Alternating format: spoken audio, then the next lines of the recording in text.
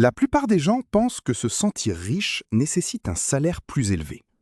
Le Japon a trouvé une réponse différente il y a des siècles. Et cette réponse n'a rien à voir avec la privation, rien avec le sacrifice, rien avec une vie sans plaisir. Le Japon est l'un des pays les plus chers du monde. Tokyo, régulièrement classée ville la plus chère de la planète. Et pourtant, les ménages japonais épargnent en moyenne 15 à 20% de leurs revenus, de façon constante, chaque année. Les ménages français, en comparaison, environ 15%, mais avec un taux d'endettement bien plus élevé et une épargne de précaution bien plus faible. Ce n'est pas parce que les Japonais gagnent plus, c'est parce qu'ils pensent l'argent de façon fondamentalement différente. Pas comme quelque chose à dépenser, pas comme quelque chose à montrer, comme quelque chose à respecter. Aujourd'hui, je vais te montrer 7 habitudes frugales japonaises qui te feront sentir riche, quel que soit ton niveau de revenu.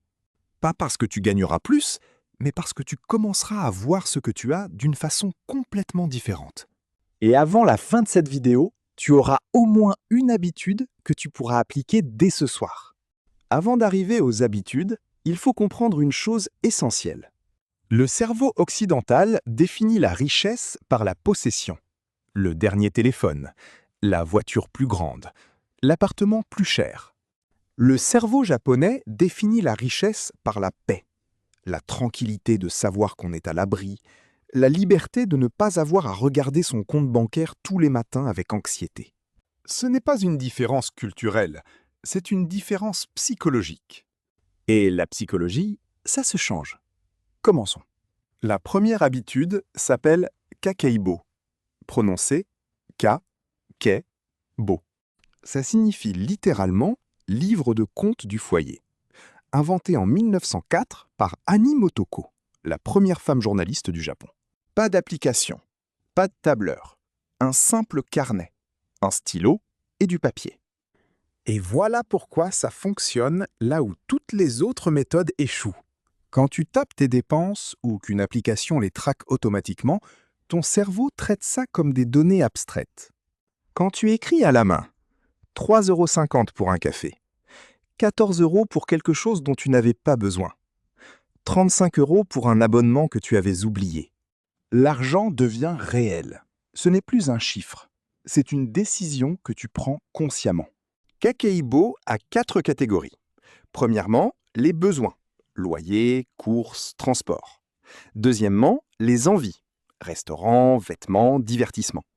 Troisièmement, la culture. Livres, musées, formation. Quatrièmement, l'inattendu. Réparation de voitures, médecins, tout ce qui n'était pas prévu. Cette 4e catégorie fait toute la différence. La plupart des systèmes de budget ignorent l'inattendu. Puis, un mois difficile arrive et tout le système s'effondre. Kakeibo planifie pour le chaos, pas contre lui. Des chercheurs de Princeton ont découvert que les personnes qui suivent leurs finances à la main dépensent en moyenne 22% de moins que celles qui utilisent des applications. Pas parce qu'elles ont plus de discipline, mais parce que l'acte d'écrire amène les décisions d'achat dans le cortex préfrontal, la partie du cerveau qui pense logiquement. Pas dans le système limbique, la partie qui achète impulsivement.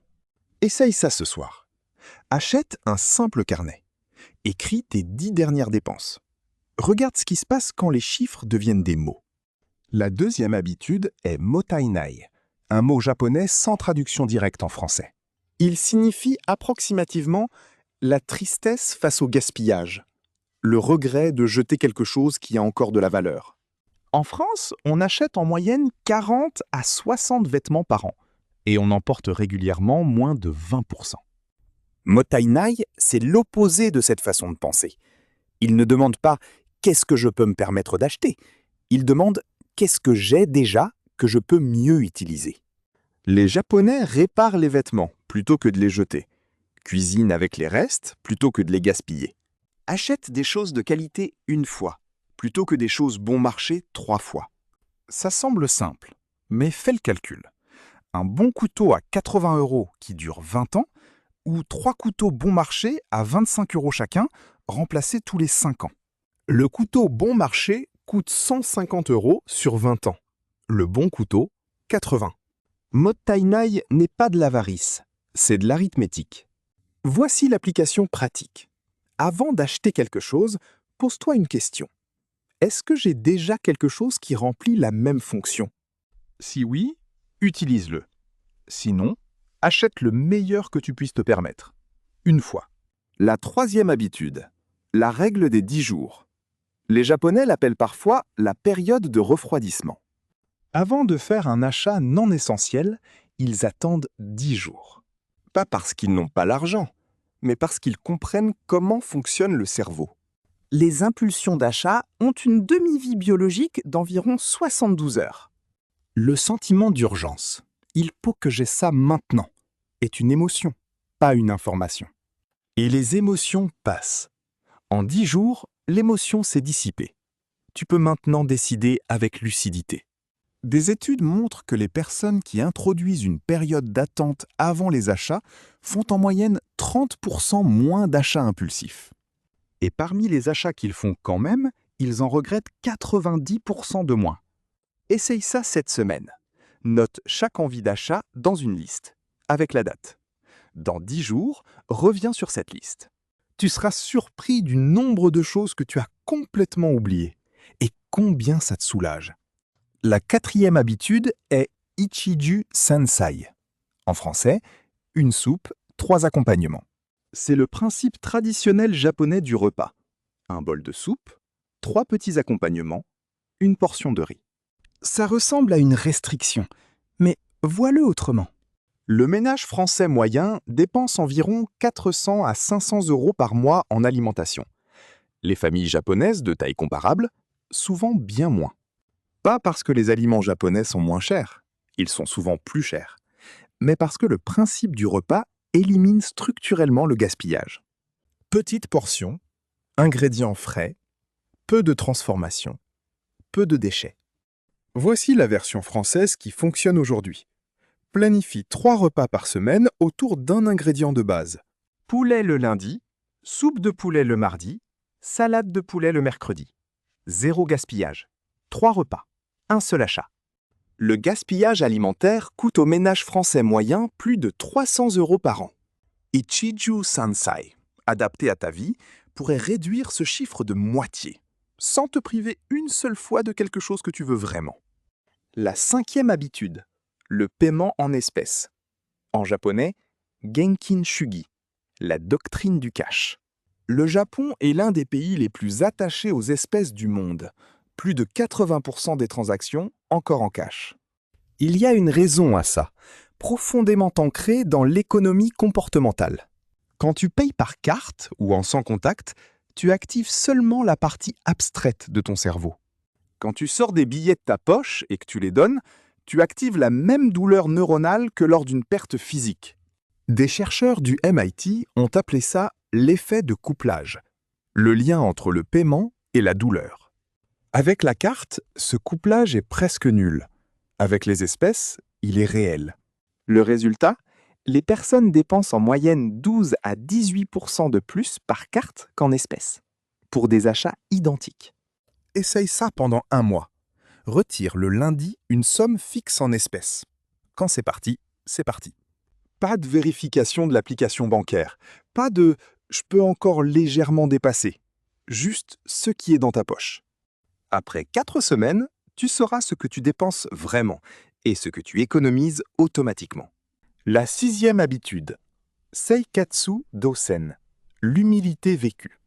Ce n'est pas de la pauvreté, c'est un choix conscient de vivre en dessous de ses moyens, pas à leurs limites. En France, nous avons un phénomène que les économistes appellent l'inflation du style de vie. Le salaire augmente de 300 €, les dépenses augmentent de 300 €. Le sentiment d'être riche reste constamment à 0, peu importe combien tu gagnes de plus. Les Japonais avec une mentalité Seikatsu Dosen font le contraire. Le salaire augmente de 300 €, les dépenses restent les mêmes.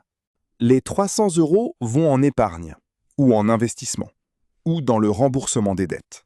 Pas parce qu'ils sont masochistes, mais parce qu'ils comprennent que chaque euro non dépensé travaille pour eux. Voici la question pratique que tu peux te poser. Lors de ta prochaine augmentation, remboursement d'impôts, ou revenu inattendu. Combien de cet argent améliorera vraiment ma vie si je le dépense? Versus, quelle paix ce même argent de côté me donnerait-il? La 7e et dernière habitude, nemawashi. Littéralement, nourrir les racines. Dans le contexte financier, ça signifie investir lentement, patiemment, continuellement dans les fondations. La pensée financière occidentale cherche la percée, l'action qui explose, l'investissement qui change tout. La pensée financière japonaise cherche la constante, 15% du revenu, chaque mois, indépendamment de ce que fait le marché. La différence mathématique est vertigineuse. Quelqu'un qui commence à 30 ans à investir 200 € par mois et le fait pendant 35 ans a à 65 ans plus de 300 000 €. Pas par chance, pas grâce aux bons conseils, grâce au nemawashi. Nourrir les racines, chaque mois. Le secret n'est pas le rendement, le secret est la constance.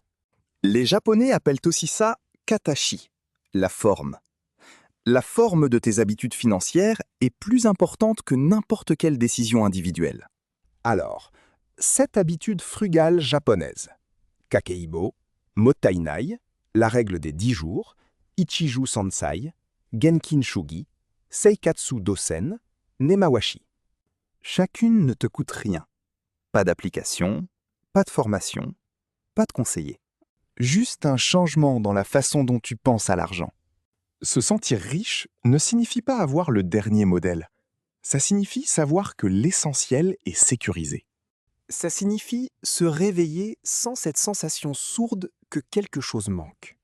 Ça signifie traiter l'argent comme un outil, pas comme une mesure de ta valeur. C'est ce que le Japon a compris il y a des siècles, et ce que tu sais maintenant aussi. Commence avec une habitude, une seule. Ce soir. Prends un carnet. Écris tes 10 dernières dépenses. C'est le kakebo. C'est suffisant.